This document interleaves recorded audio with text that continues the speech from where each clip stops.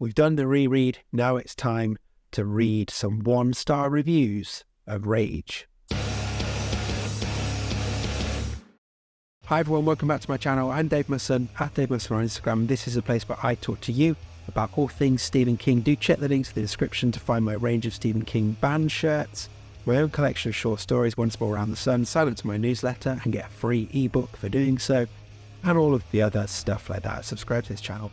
But most of all, thank you for checking out this video. I hope you enjoy it. Now, you will remember, if you're a regular around here, that I've just finished the latest step on my new chronological reread of Stephen King's work, and that was going back and rereading Rage, the first of the Richard Bachman books. And you can check out that vlog and review up here if you want to. But as you might know, again, if you're a regular here, once I do the reread, I then go on to Goodreads.com, find some 1-star reviews and have a look at them, read them out to you and offer some thoughts. So that's what we're going to do in this video, 1-star reviews of Rage. Honestly, I don't think there's much else I need to say really. I've got my laptop here. Rage on Goodreads.com is fired up. So let's just filter it down to those 1-star reviews and we'll get on it. Oh, and to make sure we end on a positive, I will round off with one 5-star review, which for Rage, I'm very interested to see.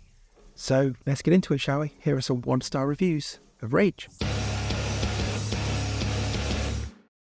Okay, so the average rating of Rage on Goodreads is 3.72 out of 5. Interestingly, only 2% of those reviews are 1-star. I would have expected higher.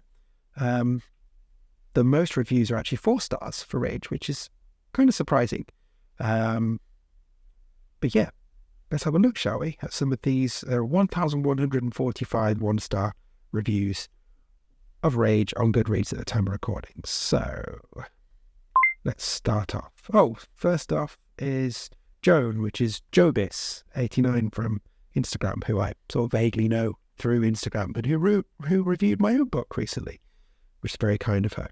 So let's have a look at some of her reviews. At King's Worst, for me, yes, I hated this book from start to finish.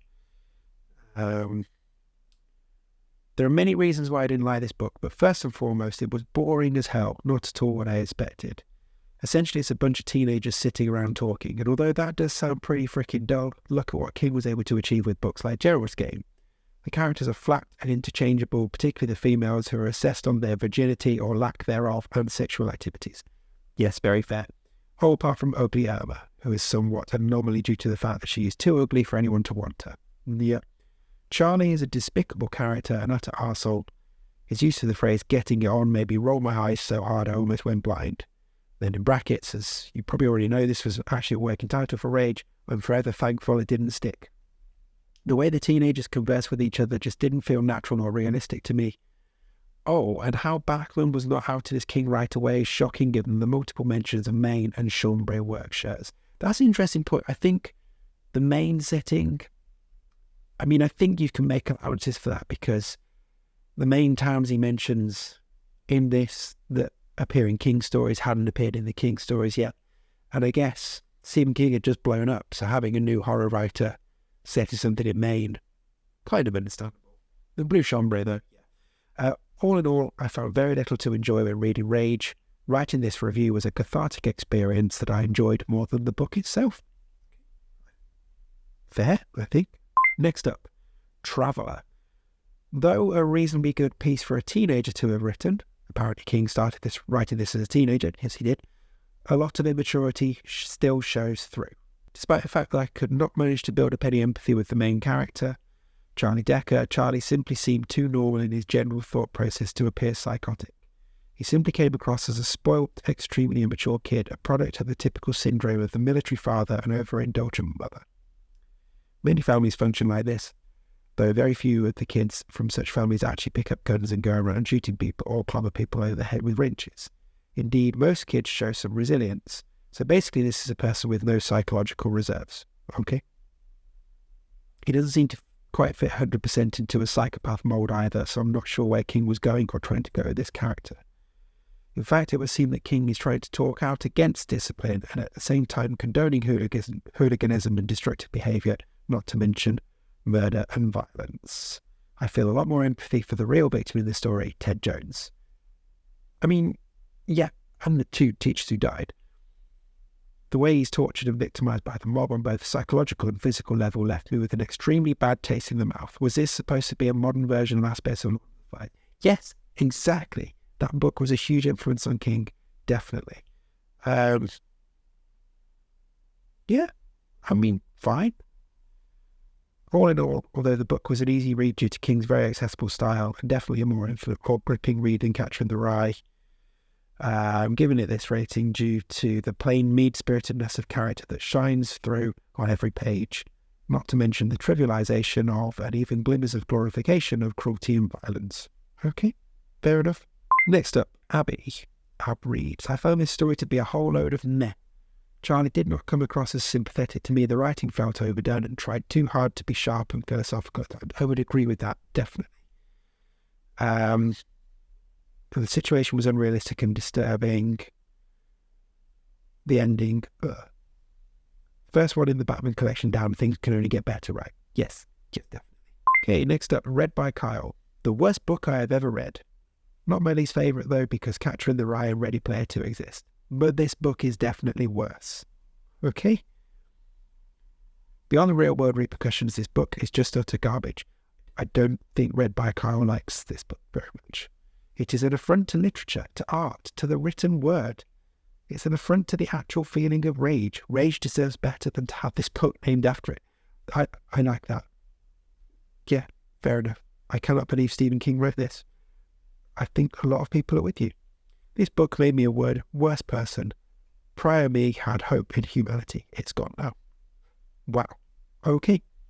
Cat says, I did not enjoy this at all. Charlie Decker is either a completely unsympathetic hero or a really smart-ass, arrogant villain. No one in this book reacts the way they actually would if they were trapped in a class with a person who... So the review says trapped in a class with a person who shit 2 people. Obviously Cat means shot 2 people, but I haven't noticed in the 7 years since they posted this review. So yeah, Charlie shit 2 people. This book is only 131 pages and I still had a hard time working my way through it because it's just so dumb. Sorry, I need to finish this review because all I'm thinking about is Charlie shitting out people. A friend of this channel, Jamie Stewart, is next, but his review has been hidden because of spoilers. Let's have a look. I can pick some out that's not spoilery, although you probably know. Jamie says, nope. It's a heavy premise and at this stage too much for King to handle at this stage in his career. Yeah, fair enough. Sarah, I'm sorry, I love Stephen King, but this book was absolutely god-awful. I'm sitting there thinking, what the fuck did I just read? Yeah, okay. I know Stephen King was trying to tell a message that people are basically bad, and that the sane and rational voice is the one that is in the end drowned out. It's a nihilistic message of how the world is awful. Okay, got a yada yada. But if the story is totally unrealistic and deficit grounded in reality, and anyway, the whole thing just falls apart. I was not impressed with this at all. If anything, this convinced me that even a good author can have a terrible book. My estimation of Stephen King has dropped considerably after reading this. Okay. That one's in Spanish, and to quote Ron Burgundy, you know I don't speak Spanish. You know I don't speak Spanish. In English, please. Brian says, Rage is a slimy little book that comes to us from the bottom of some dank pond in fairyland. Okay, it belongs in the sewers with Pennywise. Honest or not, the book is so light on truth that it practically floats. Okay? A truly miserable book, one that purports to reveal the humanity of its characters, but which instead celebrates only hate and violence. Shall we do one more 1-star review? From Nev. Stephen King decided to let Rage fall out of print after it appeared in the possessions of people who had carried out school shootings or had reportedly used the plot of the novel as inspiration. I was interested to read this book because all of the fiction I previously read about school shooters follows survivors, friends or family members of the shooter, rather than being from the POV of the shooter. Basically, I thought this book was super boring. Okay, the majority of the book is just him telling his classmates stories from his past, as well as the classmates sharing their own stories. There will occasionally be a flurry of action, but then it just settles back into a sharing circle again. So interestingly, honestly, I can see why this book might have inspired actual shootings. There can obviously be different ways to interpret the meaning one transpires, but all of the shooter's classmates except one end up on his side by the end of the story. That would probably seem powerful to someone who is already considering a violent action. That is a really good point.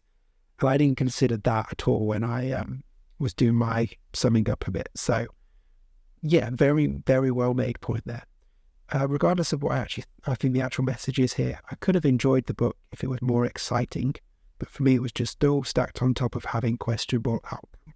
Okay, so those are some 1-star reviews. Let's change the filter to 5-star reviews, of which there are 13,150. That's a lot. So bear with me. Okay, the first one is a very long review, and honestly, yeah, I mean, it ends in capital letters, very highly recommended. So there you go, there's one. Let's pick up this one by Benoit Lelievre. Sorry, butchered that completely. I expected to like Stephen King's infamous pseudo-school shooting novella, but I didn't expect it to unflinchingly raise important questions like that. I understand why I willingly let it fall out of print. I wouldn't like to be held responsible if a deranged mind felt inspired by it, but it's too bad because it's a book supposedly written in the friggin' 60s about a problem that's still happening today. So heavy metal, psychiatric drugs and easy access to weapons be damned. It makes the killings more spectacular, but it doesn't lead to killing.